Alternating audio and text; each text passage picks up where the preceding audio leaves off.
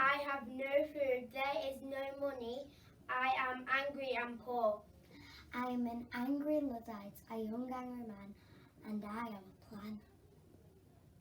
I have no money for food. My wife is starving. I'm going to take a hammer. I'm going to smash those machines.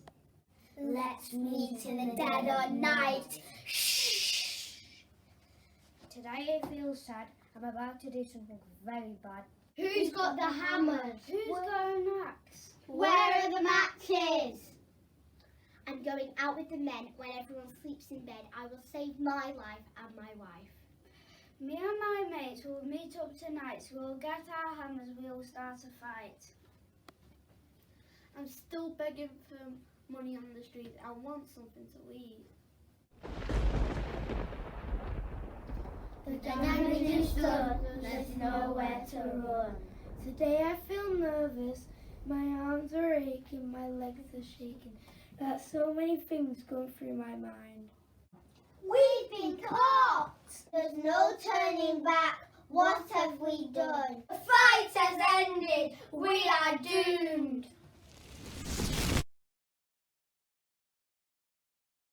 Dear the owners of the mill, I am writing this letter to express to you how frustrated, angry and devastated I am at the situation we have been forced into. I need my job back and I will not stop until I get it.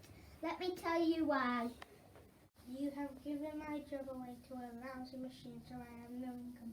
Firstly, me and my family are starving, and I mean absolutely starving. I have a beautiful wife and 3 wonderful children. How could you do this to us? Last night we had out of date, moodily discussing bread and leftover ham from the week before. Without my weekly wage, we cannot live.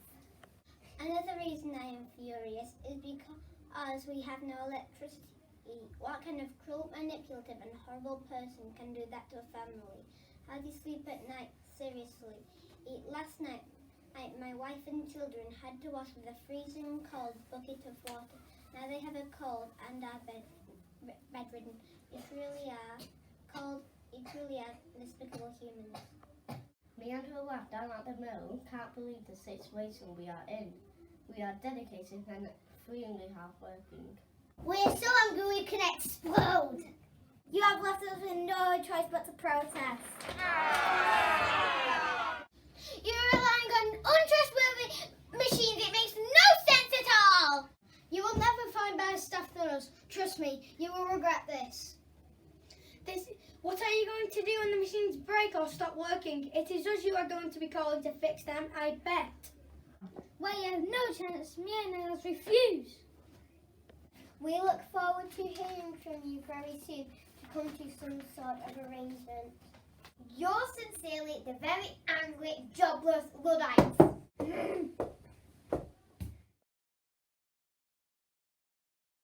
To my dishonourable staff, I, Mr. E. Walker, Esquire, owner of Westhoughton Mill. I am writing to you because I am begging you for your forgiveness on behalf of myself and my family. I would also like to tell you to stop doing terrible and tragical things.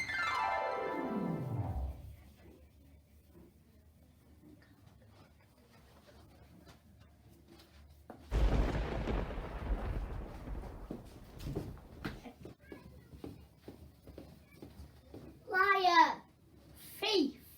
Traitor! Villain! Firstly, I would like to explain why I fired you, and I am extremely sorry. I regret that I fired you. Did you know why I did this astonishing thing? Because it is better for me, because I don't have to pay you anymore, and the machines don't have to sleep either. So that saves me money, but I think it was a bad decision firing you dirty old people.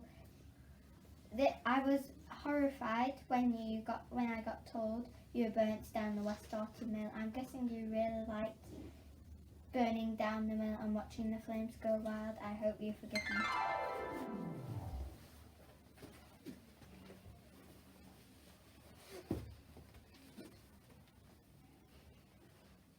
I heard heard they've been thinking about taking our jobs away. What? What?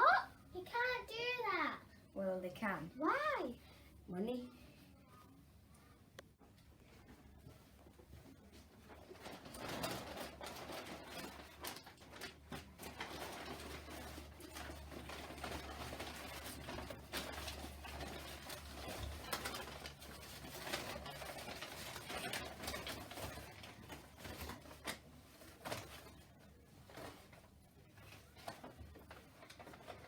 Oh, I'm exhausted.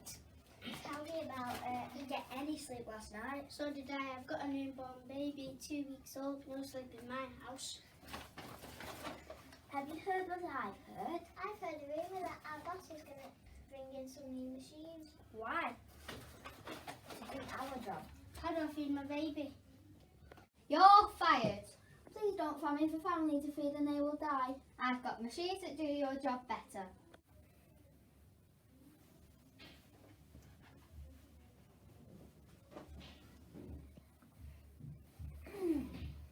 Have you had a good day at work?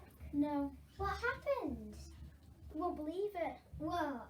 I've been fired. What? How? These new machines have taken over. Well, how are you supposed to feed everyone? I would also like to tell you something. I would really like it if we could work together again and rebuild the broken, destroyed mill.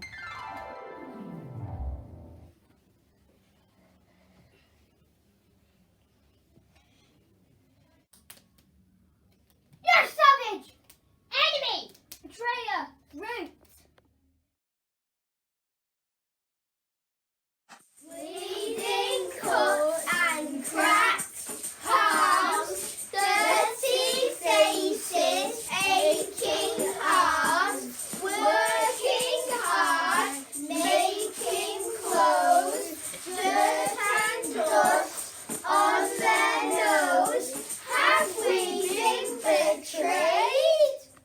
Sad, stressful, forgotten.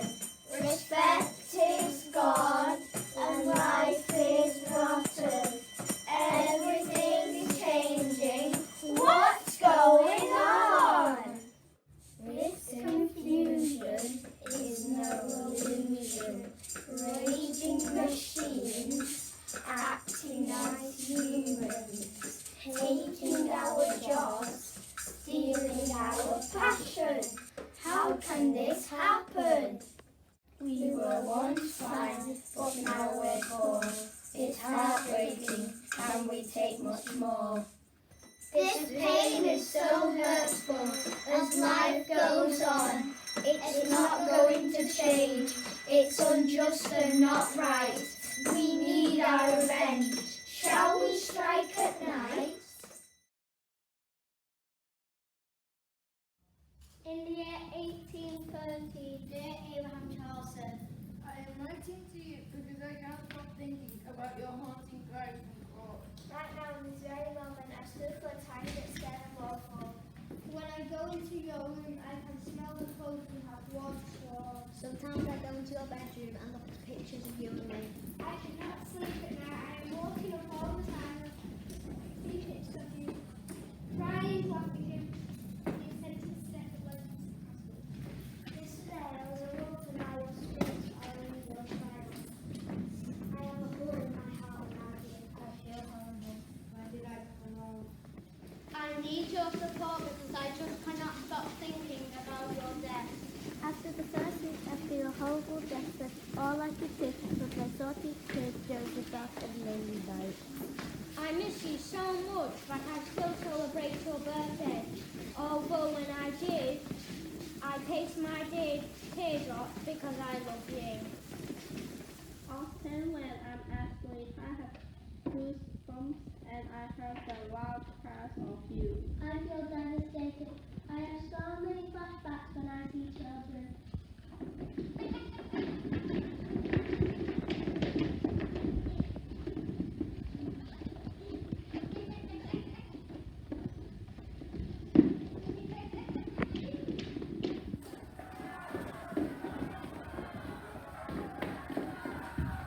Last year I was heartbroken by the outcome of the trial. I'm still am. Right now, I feel like there is no one you dearly, I hope you go well.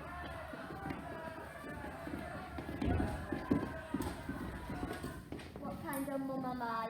I wish that I could have swapped places with you so that your lad and can continue the family for years to come after me to join you in heaven. However, I worry that you have left me to sing a special church in my heart. I wish you would have never gone to work at that disgraceful, unreliable mill.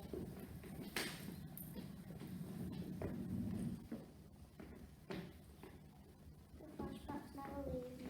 I feel like I should be in home soon. Tonight I will pray for you every day and face and flowers.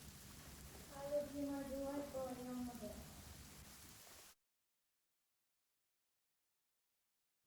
In the shadow of darkness, in the dead of night, Abraham tiptoed quietly, sneaking through the window of the mill.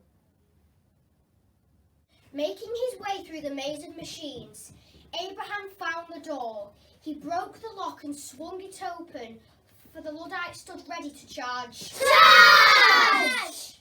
They barged in with hammers ready and torches lit. Their mission was to destroy the mill. They smashed and burned till the machines were no more. The mill cried out in pain. After their crime, they ran and hid, hoping to escape the law. Stop! But it was no use, for their crimes they would pay, as they were rounded up in chains. The verdict was given. Guilty. 9 sent away. Setting sail for Australia, locked and chained in a rusty cage, stranded far from home. For his crime of opening the door, Abraham was not so lucky. He paid the ultimate price. It's a going for you. His punishment was death. Please, sir, don't do this. They made me. With his mother watching, Please don't do this. the poor boy was hanged.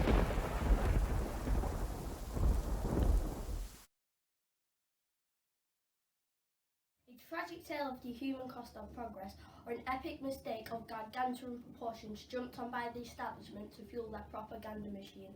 You decide.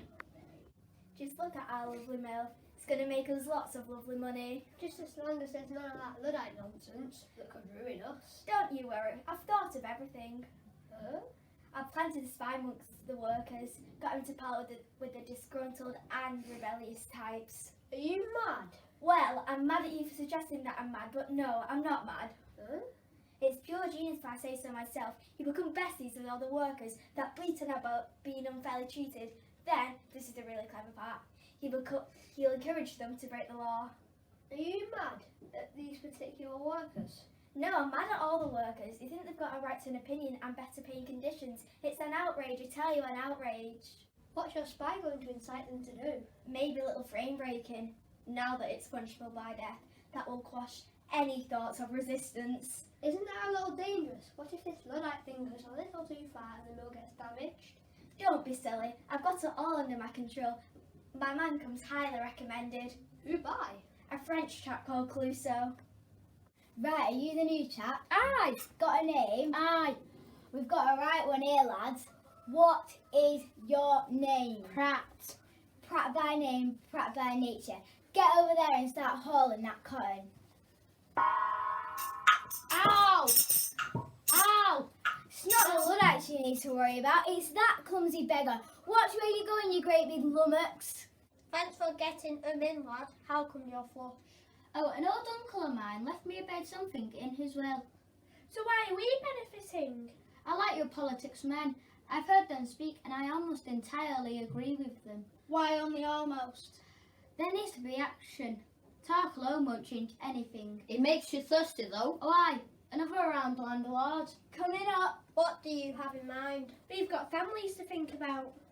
I'm not sure I like where this is heading. Maybe a bit of frame smashing. Makes you thirsty though. Oh aye, another round landlord. Coming up. It's a bit drastic, don't you think? The penalty's hanging, you know. Is there not another way? Maybe a bit of arson. It makes you thirsty though. Oh aye, another round landlord. Coming up. It makes you thirsty though. Oh aye, another round landlord. Coming up. It makes you thirsty though. Oh aye, another round, landlord. Coming up. It makes you thirsty though. Oh aye, another round, landlord. Coming up.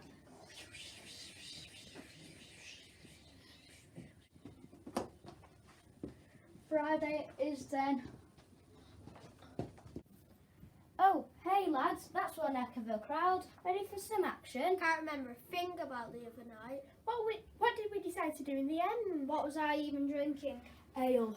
Lots of ale. Don't mind if I do, landlord. Coming up. Mine's a pint. Just the deal for me. I'll have anything that's going. Alright, why are you all here? Somebody said there'd be a crowd buying beer for everyone on Friday. Oh, no. Get lost.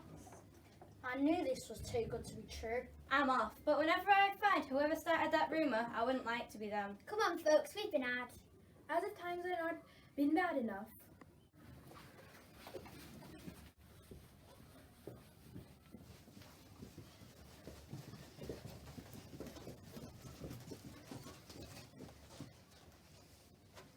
I see, old chap, there doesn't seem to be anything going on here at all. I was fixing for a good old fight. I thought to be on time, I disappointed for a week.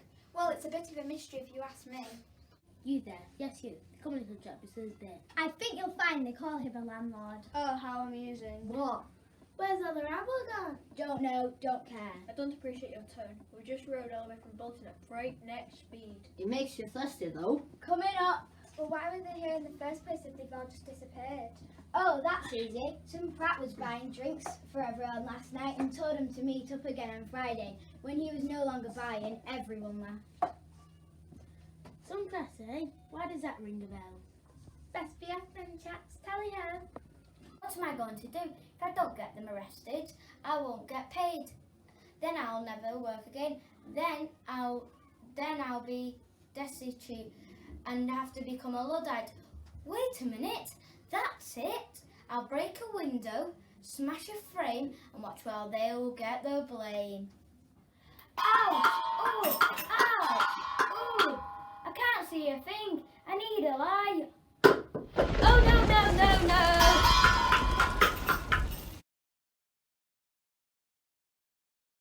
Order. Please be seated. We are gathered here today for the trial of 24 men accused for willfully and maliciously setting on fire and burning a weaving mill, warehouse and loom shop in possession of Thomas Rowe and Thomas Dunscott at Westhoughton. How do you plead? Not guilty. Not guilty. Not guilty. Not guilty. I call James Smith to the stand. James Smith, do you swear to tell the truth, the whole truth, and nothing but the truth, so help you God? I do. Where were you on the Friday, 28th of April? Yes, I was with my friends. We were ravenous. We hadn't eaten properly for days, thanks to Thomas Rowe and the mill. So would it be correct to say you haven't gone near the mill? I may have gone past the mill, but I ain't set no damn mill on fire. Is this the truth? Yes, sir, on me life. 'Tis the truth. Your Honour, when we arrived at the scene, we saw that the window near the front door was broken. We believe this was the way that the arsonist broke through to set us alight. It was only a small hole, sir, only big enough for a child to climb through. I'm certain that I saw a young man, no bigger than this high, run to the mill while the rest were attacking and distracting us. Abraham, please may you rise. He's innocent, please, he's just a boy. Have mercy, please, I beg of you. Is what has been said true, Abraham? Were you the person who smashed the window, went through it to set the mill on fire? Yes, I had to do it. I had no choice. Do you know of any others that helped in this act of arson? James Smith, Mr. Kerfel, as well as Mr. Job Fletcher. Indeed, very well. You may resume your seat. Now, in the light of evidence heard today at the court proceedings, the jury must retire to discuss their findings and return shortly to cast their votes. The defendants will be escorted to their cells as they will await their final verdict. Please be seated. Members of a jury, have you reached a final verdict of all 24 men accused of the arson attack on Westhoughton Mill on the night of 28th of April 1812? In the case of James Smith, how would you find the accused? Guilty. In the case of Thomas Carefoot, how do you find the accused? Guilty. In the case of John Fletcher, how do you find the accused? Guilty. In the case of Abraham Charlson, how do you find the accused? Guilty. And with respect of the other 19 names on the list of those who were arrested that night, 28th April 1812, how do you find the accused? 9 found guilty of conspiring and plotting to burn the mill. Christopher Metcalfe, James Brearley, John Fisher, James Knowles, Henry Thwaite, Thomas Pickup, John Hurst, Samuel Radcliffe and Joseph Greenough. The 10 that remain, we have concluded that insufficient evidence has been presented. In this case, our verdict is not guilty. Very well. This court finds there is substantial evidence that proves all 4 defendants willfully and maliciously set fire to Rowe and Dunscott's mill with the intent to cause significant destruction to the business and livelihoods of its employees.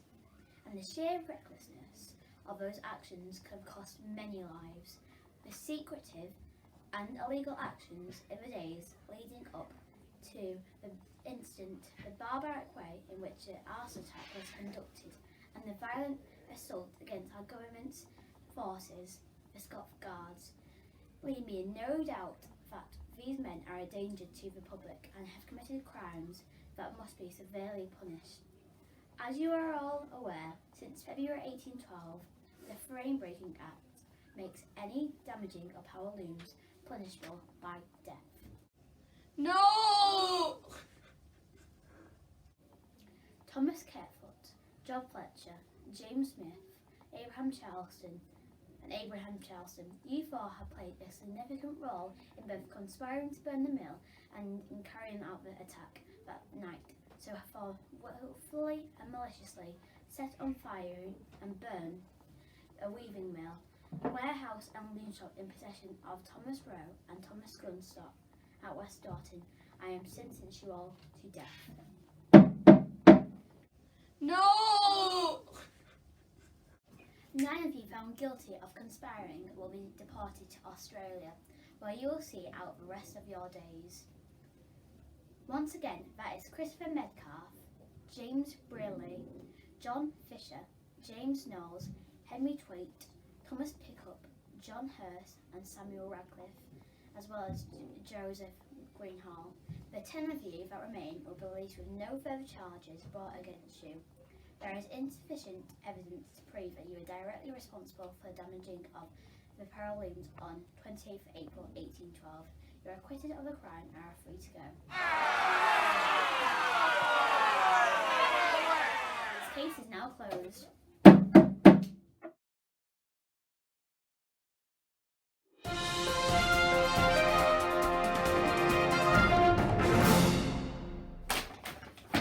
Good afternoon and welcome to a special broadcast on Friday the 28th of April, Sacred Heart News. Sacred Heart, the beating heart of Westhoughton. I'm William Taylor. And I'm Elizabeth Jones. Tonight's top story, the burning of the mill. Earlier today, Rowe and Dunscott's mill in Westhoughton was the site of an arson attack, believed to be the work of the Luddites. The Luddites, a secret organisation of textile workers, have been attacking mills throughout the Midlands and north of England for over a year. Luddite unrest has reached its peak this year. Let's speak to our reporter on the scene, Richard Williams. Thanks, Elizabeth. I'm here outside what remains of the Rowe Dunscoff Mill. The mill, built in 1804 by Richard Johnson Lockett, has been run by Thomas Rowe for just 4 years.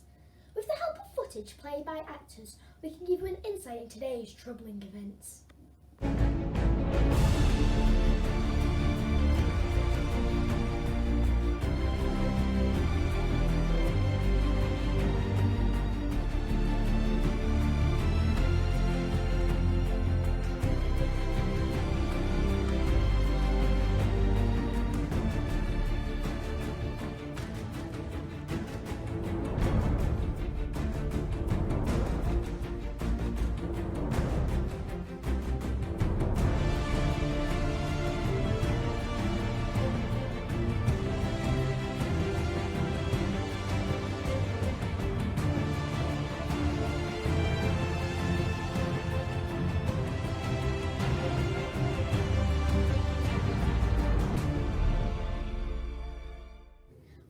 fortunate enough to speak to 2 passerbys who can give us their account.